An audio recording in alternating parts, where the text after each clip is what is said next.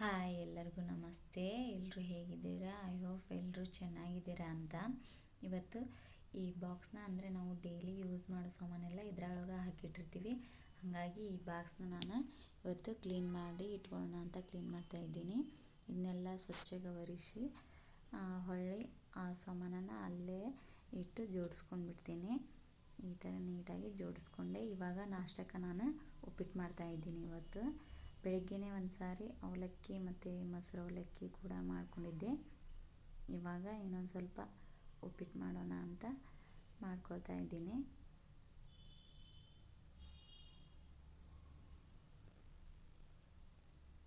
ಇನ್ನು ಲಾಗ್ಸ್ ಎಲ್ಲ ಹೇಗೆ ಬರ್ತಾ ಇದೆ ಅಂತ ಕಮೆಂಟ್ ಮಾಡಿ, ಮತ್ತು ಇಷ್ಟ ಆದರೆ ಒಂದು ಲೈಕ್ ಕೂಡ ಮಾಡಿ ಅಂತ ಕೇಳ್ಕೊತೀನಿ.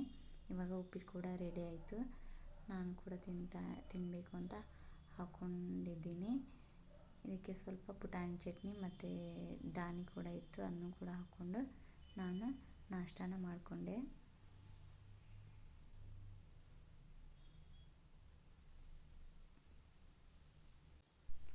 ಸ್ವಲ್ಪ ಕರಿಬೇವಿತ್ತು, ಅದನ್ನ ಕೂಡ ಸೋಸಿ ಇಟ್ಕೊಳ್ಬೇಕು. ಇನ್ನು ನಿಂಬೆಹಣ್ಣು, ಬದ್ನೆಕಾಯಿ ಮತ್ತು ಹಾಗಲಕಾಯಿ ಕೂಡ ಇತ್ತು, ಅದನ್ನ ಎಲ್ಲ ಕ್ಲೀನ್ ಮಾಡಿ ಇಟ್ಕೊಳ್ತಾ ಇದ್ದೀನಿ. ಇವಾಗ ಸ್ವಲ್ಪ ನನಗೆ ಒಂದು ಪಾನಿಪುರಿ ರೆಸಿಪಿ ಮಾಡೋಣ ಅಂತ ಅದಕ್ಕೆ ಸ್ವಲ್ಪ ಐಟಮ್ಸ್ ಬೇಕಾಗಿತ್ತು, ಅದನ್ನು ಕೂಡ ತರಿಸ್ಕೊಂಡೆ ನಾನು.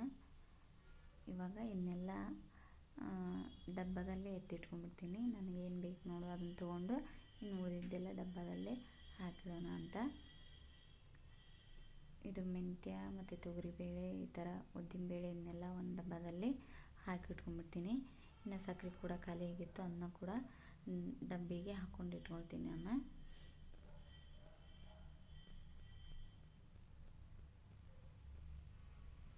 ಇನ್ನು ಪಾನಿಪುರಿ ಮಾಡಬೇಕು ಅಂತಂದು ಒಂದು ಸ್ವಲ್ಪ ನೀರು ಬೆಚ್ಚಗೆ, ಉಗುರು ಬೆಚ್ಚಗೆ ನೀರು ಬೇಕು. ಹಾಗಾಗಿ ನೀರನ್ನ ಕೂಡ ಕಾಯಿಸೋದಕ್ಕೆ ಇಟ್ಟೆ ನಾನು. ಇವಾಗ 1-2 ಕಪ್ಪು ಬಿಳಿ ರವೆ, 1-2 ಸ್ಪೂನು ಮೈದಾ ಹಿಟ್ಟು ಮತ್ತು ಒಂದು ಸ್ವಲ್ಪ ಉಪ್ಪು ಮತ್ತು ಸ್ವಲ್ಪ ಬಿಸಿ ಎಣ್ಣೆ, ಇದನ್ನೆಲ್ಲ ಹಾಕ್ಕೊಂಡು ಮಿಕ್ಸ್ ಮಾಡ್ಕೊಳ್ತೀನಿ. ಇದನ್ನೆಲ್ಲ ಒಂದು ಸ್ಪೂನಲ್ಲಿ ಮಿಕ್ಸ್ ಮಾಡಿಕೊಂಡು ಆಮೇಲೆ ನಮಗೆ ಸ್ವಲ್ಪ ಉಗುರು ಬೆಚ್ಚಗೆ ಇರೋ ನೀರನ್ನ ಹಾಕ್ಕೊಂಡು ಹಿಟ್ಟನ್ನ ಕಲಿಸಿಟ್ಕೊಂಡ್ಬಿಡ್ತೀನಿ. ಒಂದು 10 ಅಥವಾ 15 ನಿಮಿಷ ಆದರೆ ಸಾಕು ಇದು ಹಿಟ್ಟು ನೆನೆದ್ರೆ.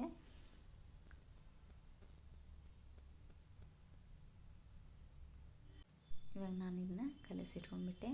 ಇನ್ನು ಅದು ನೆನೆಯೋಷ್ಟರಲ್ಲೇ ನಾನು ಸ್ವಲ್ಪ ಪುದೀನ ಮತ್ತು ಕೊತ್ತಂಬರಿ ಇದೆರಡನ್ನೂ ಬಿಡಿಸಿಟ್ಕೊಳ್ಳೋಣ ಅಂತ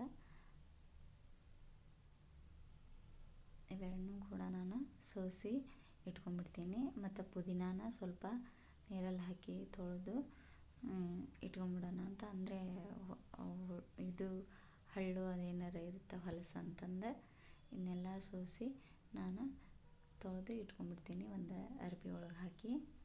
ಯಾವಾಗ ಬೇಕೋ ಆವಾಗ ಯೂಸ್ ಮಾಡೋಕ್ಕೆ ಬರ್ತಂತಂದು.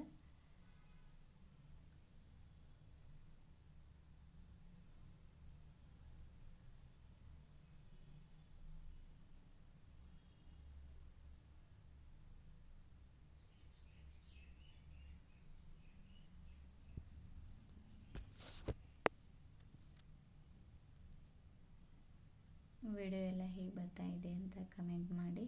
ನಿಮಗೆ ವಿಡಿಯೋ ಇಷ್ಟ ಆದರೆ ಒಂದು ಲೈಕ್ ಮಾಡಿ ಅಂತ ಕೇಳ್ಕೊತೀನಿ. ಇನ್ನು ಇದನ್ನೆಲ್ಲ ಸೋಸಿ ನಾನು ತೊಳೆದು ಇಟ್ಕೊಳ್ತೀನಿ. ಇನ್ನು ಯಾರಿಗಾದ್ರೂ ವಿಡಿಯೋ ಮಾಡಬೇಕು ಅಥವಾ ಇಂಟ್ರೆಸ್ಟ್ ಇದೆ, ನಾನು ಯೂಟ್ಯೂಬ್ ಮಾಡಬೇಕು ಅನ್ನೋರು ಯಾರಿಗಾದ್ರೂ ಇಂಟ್ರೆಸ್ಟ್ ಇದ್ದರೆ ನೀವು ಮಾಡ್ಬೋದು. ಭಯ ಅನಿಸುತ್ತೆ ಸ್ವಲ್ಪ ಮೊದಲು ಹಾಗೇ. ಆಮೇಲೆ ನಮಗೆ ಅದು ಇಷ್ಟ ಅಂತ ಅನ್ನಿಸಿ ಮಾಡುವಾಗ ಭಯ ಎಲ್ಲ ಬೇಡ, ಭಯ ಏನು ಪಡೋದು ಬೇಡ ಅಂತಂದು ಆಮೇಲೆ ನಾವು ಮಾಡ್ಕೊತ ಹೋಗ್ತೀವಿ ನೋಡಿರಿ ಅದನ್ನು ಯೂಟ್ಯೂಬ್ ಚಾನಲ್.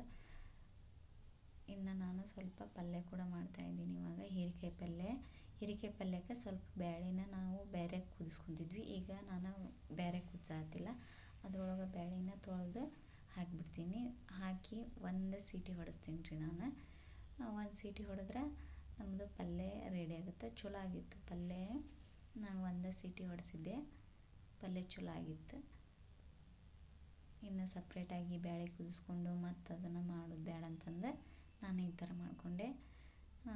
ಈಸಿ ಈಸಿ ಆಯಿತು ಕೆಲಸ ಕೂಡ. ಒಂದೇ ಸೀಟಿ ಒಳಗೆ ನಮ್ಮದು ಪಲ್ಯ ಕೂಡ ರೆಡಿ ಆಗಿಬಿಡ್ತು.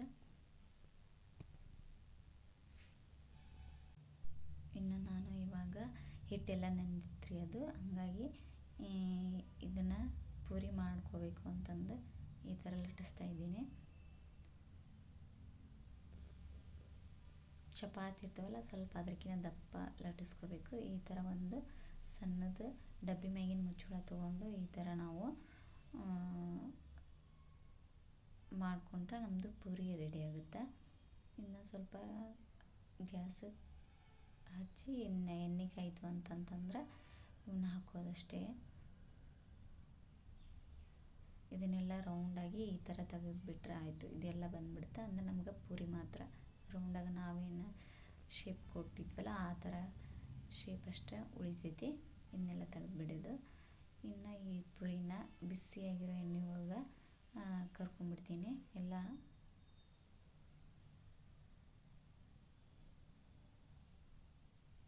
ಇದು ಹಾಗೆ ಉಬ್ಬೋದಿಲ್ಲ, ಅಂದ್ರೆ ಕಡಿಮೆ ಒಂದೊಂದು ಉಬ್ಬುತ್ತೆ ಒಂದೊಂದು ಉಬ್ಬಲ್ಲ. ಹಾಗಾಗಿ ನಾನು ಚಮಚಲ್ಲೇ ಈ ಥರ ಮೇಲೆ ಇದನ್ನು ಮಾಡಿದ್ರೆ ತಾನೇ ಉಬ್ಬಾಗಿ ಬರುತ್ತೆ ಅಂತಂದು ಈ ಥರ ಉಬ್ಕೊಂಡು ಬರ್ತಾವೆ ಪುರಿ.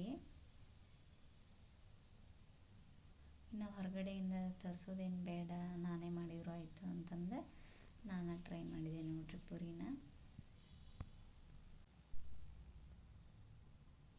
ಈ ಥರ ಕಲರ್ ಎಲ್ಲ ಚೇಂಜ್ ಆಗಬೇಕು ಅಲ್ಲಿವರೆಗೂ ನಾವು ಅವನ್ನ ಕರೆದಿಟ್ಕೊಂಡ್ಬಿಡ್ತೀನಿ. ಇದು ನೋಡಿ ತಾನೇ ಉಬ್ಬಿ ಮೇಲೆ ಬರ್ತಾಯಿದೆ. ಈ ಥರ ಒಂದೊಂದು ಉಬ್ತಾ ಇತ್ತು ಒಂದೊಂದು ಉಬ್ತಾ ಇರಲಿಲ್ಲ.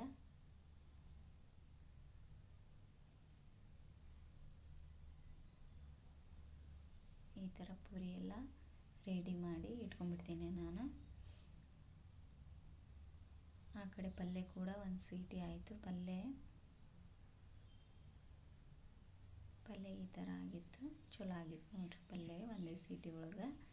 ಇನ್ನು ನಾನು ಅದನ್ನು ಪಾನಿಪುರಿ ನೀರು ಮಾಡೋದಕ್ಕೆ ಅಂತಂದು ಕೊತ್ತಂಬರಿ, ಸ್ವಲ್ಪ ಪುದೀನ ಮತ್ತು ಹಸಿರು ಮೆಣಸಿನ್ಕಾಯಿ, ಜೀರಿಗೆ, ಸ್ವಲ್ಪ ಅಲ್ಲ ಹಾಕಿ ನಾನು ಮಿಕ್ಸಿಗೆ ಹಾಕ್ಕೊಂಡು ಇವಾಗ ಅದನ್ನು ಈ ಥರ ಸೋಸ್ಕೊಂಡು ಇಟ್ಕೊಂಡ್ಬಿಡ್ತೀನಿ.